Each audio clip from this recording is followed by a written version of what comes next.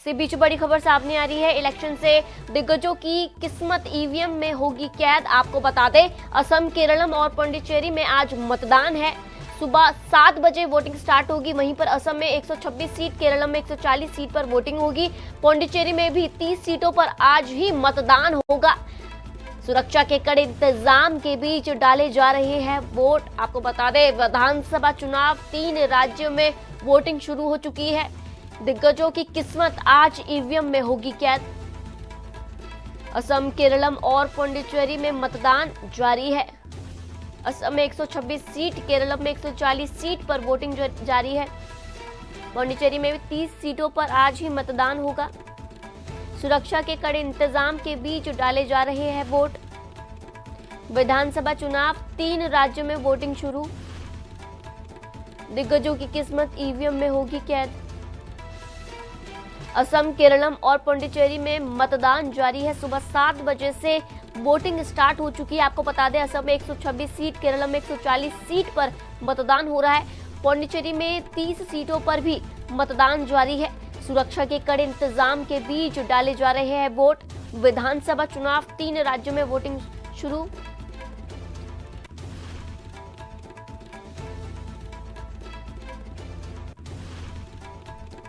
हमारे साथ वरिष्ठ सहयोगी अशोक जी जुड़ चुके हैं। अशोक जी, जिस तरीके से आज इन राज्यों में वोटिंग जारी है, सुबह 7 बजे से वोटिंग जो है स्टार्ट हो चुका है, किस तरीके का आपको लग रहा है, सुरक्षा के कड़े इंतजाम करके कैसा वोटिंग वगैरह हो रहा है?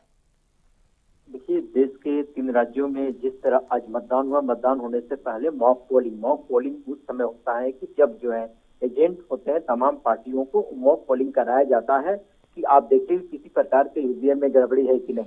तो ईवीएम की पूरी तरह से जांच की जाती है मॉक पोलिंग के बाद। उसके बाद अभी मतदान शुरू हो गया है और लोग कतार में खड़े हो गए हैं। कतार में खड़े होकर इंतजार कर रहे हैं कि हमारी बारी कब आएगी, क्योंकि 5 साल बाद जो है इस तरह का मौका लोगों को मिलता है मतदान करने के लिए। हम बात करें तो इसमें सबसे ज्यादा युवा मतदाता इस बार भाग ले रहे हैं। अब यह देखना होगा कि जिस तरह की राज्यों में जो चुनाव हो रहा है और चुनाव के साथ साथ कितनी तकदीर बदलती है उस इलाके की, और इसके साथ साथ इलेक्शन कमीशन ने साफ तौर पर जितने भी मतदान केंद्र बनाए गए हैं वहां पर सीसीटीवी कैमरे लगाए गए हैं, यानी वेब कास्टिंग भी वहां से किया जा रहा है कि ताकि इलेक्शन कमीशन देखे कि किसी प्रकार की वहां पे परेशानी न हो। और करीब 100 मीटर की दूरी पर 163 बीएनएस के तहत 163 धारा लगाए गए हैं। 163 धारा का मतलब होता है कि जो मतदाता रहेंगे वही जाएंगे वोट डालने के लिए, और जो भी वीआईपी लोग भी जाएंगे आज अपने सिक्योरिटी के साथ मतदान केंद्र के अंदर नहीं जाएंगे। 100 मीटर दूर ही अपने सिक्योरिटी को रख लेंगे और पुनः वो अकेले जाएंगे और मतदान करने के लिए, क्योंकि पूरी तरह से जिस इलाके में चुनाव हो रहा है हर समय हिंसा वहां पर होता रहता है।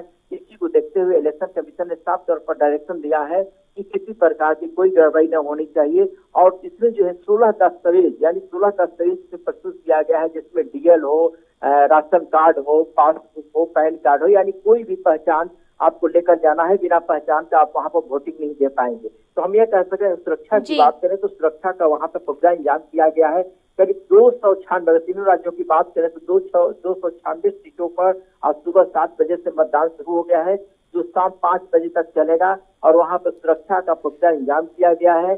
और जो मॉक पोलिंग के साथ साथ पेट्रोलिंग टीम लगाई गई है। पेट्रोलिंग टीम का काम होता है कि एक घंटा पर आधे घंटे पर कहीं भी गड़बड़ी होती है तो वो दौरा करती है पेट्रोलिंग टीम भी, किसी पर कहीं ईवीएम खराब हो जाए तो उसको तुरंत बदलना है। तो हम ये कहें कि पूरा तरह से सुरक्षा का इंतजाम किया गया है। सोनम जी, अशोक जी, जरा मैं यहाँ पर 2 राज्यों की बात करती हूँ। एक तरफ असम है, दूसरी तरफ केरलम है।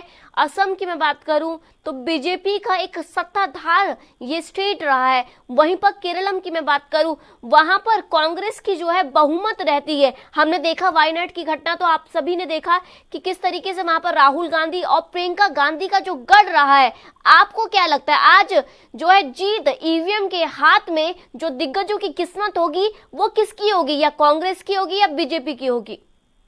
देखिए, अभी कहना जल्दीबाजी होगा, कारण कि देखिए जिस तरह मतदाताओं को दोनों पार्टियों ने रुझाने का प्रयास किया है, क्योंकि मतदाता जब भी मतदान केंद्र पर जाते हैं, जब ईवीएम के पास जाते हैं तो उसकी दिमाग बदल जाती है कि आखिर हम वोट किसको करें।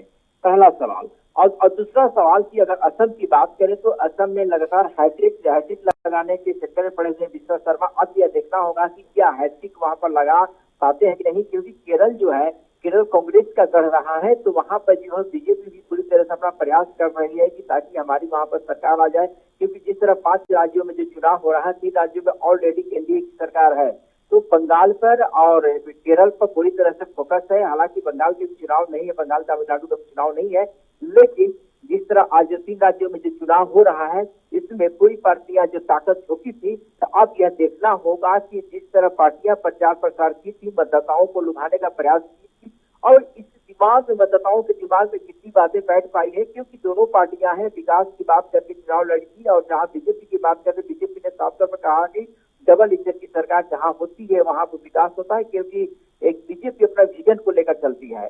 तो अब यह विजन जो है वास्तव में धरातल पर कितना उतरा है, और लोगों का जो मतदाता है, वो मतदाता का विजन क्या ईवीएम में कैद हो पाएगा या भीड़ में एक तब्दील रहकर रह जाएगा। सोनम जी अशोक जी, जरा एक पहलू पे भी बात करना चाहूंगी, क्योंकि हमने कई बार देखा है, बुर्खाधारी की मैं बात करूं, कई बार हमने देखा है कि सुरक्षा के कड़े इंतजाम होने के बाद भी चकमा देकर बुर्खाधारी जो है बड़े आसानी से घोटाले तरीके से एक वोट डालते हैं। और बात मैं करूं असम की, तो किस तरीके का इस पे भी ध्यान दिया जाएगा? देखिए, इस बार वेब कास्टिंग हो रहा है। वेब कास्टिंग का मतलब होता है कि वहां पर कैमरे लगाए गए हैं, सुरक्षा का पुख्ता इंतजाम किए गए हैं, सीआरपीएफ है, बीएसएफ है, वहां पे लगाए गए हैं, और इसके साथ साथ लोकल पुलिस होती है, जिला पुलिस को भी लगाया गया है। हम ये कहें कि कई लेयर में सुरक्षा वहां पर लगाया गया है। और बिना सुरक्षा का पहले क्या होता था कि कुछ लुटेरे जो कुछ को लूट कर भागते थे, अब वो जमाना चला गया। और यही कारण है कि ईवीएम से जो वोटिंग हो रहा है, और मतदान केंद्र में आपको जो है मोबाइल लेकर तक नहीं वहां पे जाना है, मोबाइल आपको जमा करके जाना है। तो हम यह कहें कि सुरक्षा का पुख्ता इंतजाम करने के साथ साथ वीवीपैट का भी इस्तेमाल किया, जिससे आप वोटिंग किसी पार्टी को आप करेंगे, एक वीवीपैट एक पत्र वहां से निकलेगा, ताकि आपको कहने का मौका नहीं मिलेगा कि हमने फलाने पार्टी को वोट दिया, ये मतलब दूसरे पर चला गया। तो इसको देखते हुए पूरी तरह से सुरक्षा का पुख्ता इंतजाम किया गया है। और जो भी वहाँ के डीएम होते हैं, मजिस्ट्रेट होते हैं, उनको जिला निर्वाचन पदाधिकारी बनाया जाता है, और उन्हीं के नेतृत्व में यह चुनाव होता है। क्योंकि इलेक्शन कमीशन एक पावरफुल होता है। आज के देश में इलेक्शन कमीशन बहुत तरह का पावरफुल होता है, वो किसी को नहीं पकड़ता है। अगर आप वर्तमान सरकार के मंत्री भी हैं, तो आपको कतार में खड़ा होकर ही वोट डालना पड़ेगा, आप किसी को लुभावना नहीं दे सकते हैं।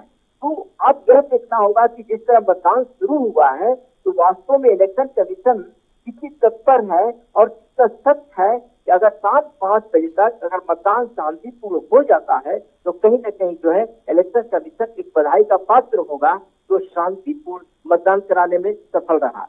जी अशोक जी, आपका धन्यवाद हमारे साथ जुड़ने के लिए।